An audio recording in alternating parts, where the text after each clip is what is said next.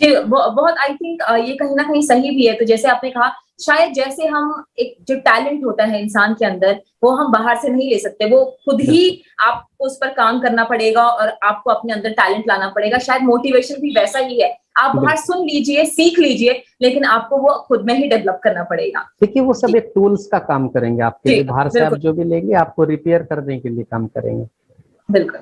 जी, तो डॉक्टर रविंद्र, एक और सवाल मेरा आपसे ये है कि सबकॉन्शियस सबकॉन्शियस माइंड और अनकॉन्शियस माइंड कैसे एक इम्पोर्टेंट रोल प्ले करता है? जी, जी। देखिए आज के टाइम में इस पे बहुत सारा वर्क हो रहा है और आपने बहुत सारा बुक्स भी देखा है जोसेफ वगैरह का, पावर जी। ऑफ सबकॉन्शियस हुँ, माइंड हुँ। या इस तरह का। एक्चुअली ये जो मैम कॉन्सेप्ट है, ये जो अवधारणा है, ये सिगमंड फ्रायड की देन है। एक सिगमंड फ्रायड का यदि हम माने तो उनका दुनिया मनोविज्ञान के जिसे, सबसे पहले साइको एनालिस्ट। जी, और उनको मनोविज्ञान समझने के लिए हम जब तक उनका थ्योरी नहीं पढ़ते, हालांकि बहुत ओल्ड थ्योरी है, लेकिन जब हुँ, तक हम उनका थ्योरी का अध्ययन नहीं करते तो हम किसी खास डायरेक्शन में नहीं जा पाते जो हमारा एक गोल है।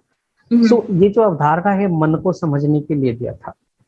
हाँ, हम बात ब्रेन का नहीं करेंगे, मन का करेंगे। जिस तरह हमारी जी। बॉडी का एक स्ट्रक्चर है, इसी तरह हमारे मन का भी एक स्ट्रक्चर उन्होंने देने का कोशिश किया था, जिसमें उन्होंने दो चीजें बताई थी कि आपका मन दिखता कैसा है और आपका मन चलता कैसा है। तो जब उन्होंने बात किया कि मन दिखता कैसा है, मीन्स टोपोग्राफी या इसका कॉन्स्टिट्यूशनल स्ट्रक्चर कैसा है, हुँ, तो उन्होंने बात किया कॉन्शियसनेस, सबकॉन्शियसनेस, जिसको सबकॉन्शियसनेस हम फोर कॉन्शियसनेस भी बोलते हैं या प्री कॉन्शियसनेस भी बोलते हैं, और हुँ, इसके बाद अनकॉन्शियसनेस।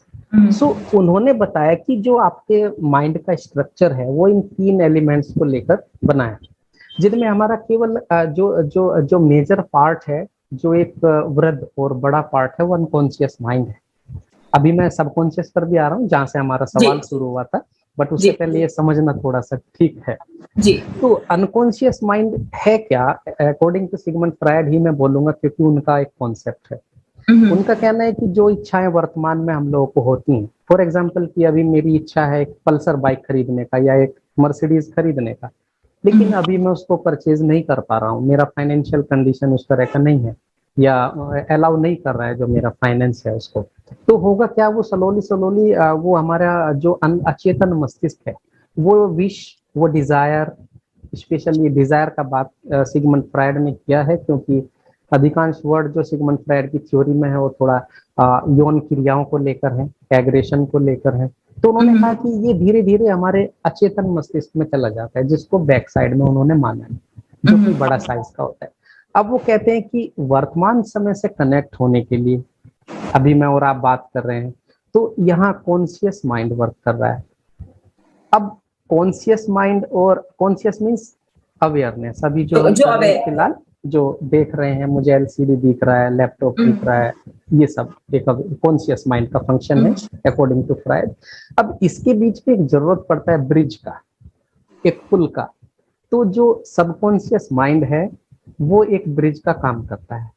सबकॉन्शियस माइंड का यदि मैं आपको एज ए परिभाषा या एक लाइन में बताऊं, तो हम कह सकते हैं कि जिन चीजों को हम सोचना चाहते हैं, जिन चीजों को हम हुँ, सोचते हैं और जिनको अपनी तरफ आकर्षित होता देखना चाहते हैं, तो सबकॉन्शियस माइंड ऐसा मस्तिष्क का एक, सॉरी, ऐसा माइंड का एक पार्ट है जहां चीजों को सोचने पर आप उनको एक्सेस कर सकते हैं।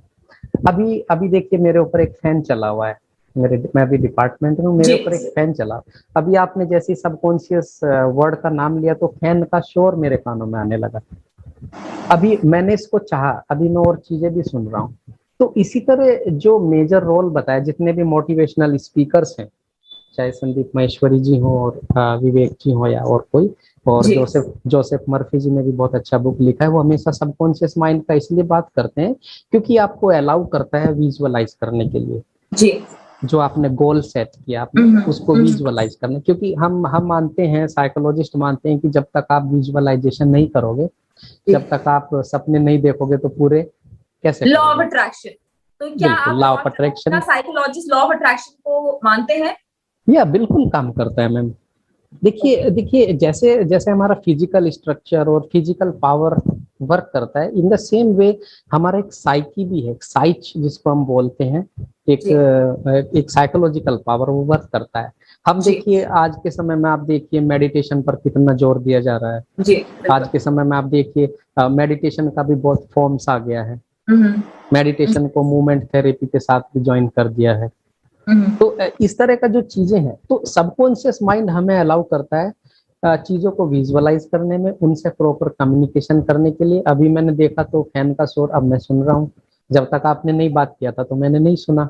इसी तरह बच्चा जब एग्जाम में बैठेगा, यदि मेरे जवान साथी भी यहाँ हैं जो स्टडी कर रहे हैं और जी इस समय देख रहे हैं, तो उनको भी मैं कहूंगा कि वो आपका सबकॉन्शियस माइंड ही है जो आपको एग्जाम में हेल्प करता है। आपने जो चीज लर्न कर लिया था, जब आप वहां देखते हैं, आपके सामने एक पेज होता है और एक कलम होता है, जी तो आप विजुअलाइज करते हैं टीचर के वो नोट्स और वो ब्लैक बोर्ड, वो पावर पॉइंट प्रेजेंटेशन, वो बोलने का स्टाइल्स। सो ये सबकॉन्शियस माइंड का खेल।